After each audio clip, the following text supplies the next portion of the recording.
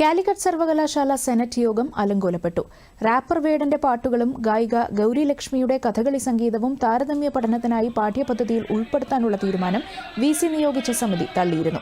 ഇതിനെതിരെയാണ് senate യോഗത്തിൽ പ്രതിഷേധമുയർന്നത്. യോഗം തുടങ്ങിയപ്പോൾ തന്നെ വിവിധ വിഷയങ്ങൾ ഉന്നയിച്ച UDF LDF അനുകൂലാംഗങ്ങൾ തമ്മിൽ തർക്കവുമുണ്ടായി. ബഹളത്തെ തുടർന്ന് വിസി യോഗം നിർത്തിവെക്കുകയായിരുന്നു. ഈ നിലയിൽ മുന്നോട്ടു പോകുന്നത് സർവകലാശാലയുടെ പ്രവർത്തനത്തെ ബാധിക്കുമെന്ന് വിസി P. രവീന്ദ്രൻ പിന്നീട് മാധ്യമപ്രവർത്തകരോട് പറഞ്ഞു. നിലവിലെ സാഹചര്യം ചാൻസലറോട് വിശദീകരിക്കുമെന്നും വിസി പറഞ്ഞു. മലയാള പഠന വിഭാഗത്തിൽ താരതമ്യ പഠനത്തിന് വേണ്ടി സിലബസിൽ ഉൾപ്പെടുത്തിയതിനെതിരായി സേവ് യൂണിവേഴ്സിറ്റിയുടെ പേര് പറഞ്ഞു നൽകിയ പരാതിയുടെ അടിസ്ഥാനത്തിൽ സിൻഡിക്കേറ്റിന്റെ ജനാധിപത്യാവകാശങ്ങൾക്ക് മുമ്പാകെ ഈ അജണ്ട അവതരിപ്പിക്കാതെ സർവകലാശാലയുടെ താൽക്കാലിക പദവിയിലിരിക്കുന്ന വൈസ് ചാൻസലർ ഏകപക്ഷീയമായ അത് പഠിക്കുന്നതിന് വേണ്ടി ഒരു സമിതിയെ നിയോഗിക്കുകയാണ്. ഡോക്ടർ MM ബഷീറിനെ നിയോഗിച്ച് അനുകൂലമായ തീരുമാനങ്ങൾ എഴുതി വാങ്ങി വേടന്റെ പാഠഭാഗം പാഠശാലയുടെ സർവകലാശാലയുടെ സിലബസിൽ നിന്ന് നീക്കം ചെയ്യുന്നതിന് വേണ്ടിയുള്ള ശുപാർശയാണ് വൈസ് ചാൻസലർ നൽകിയിരിക്കുന്നത്.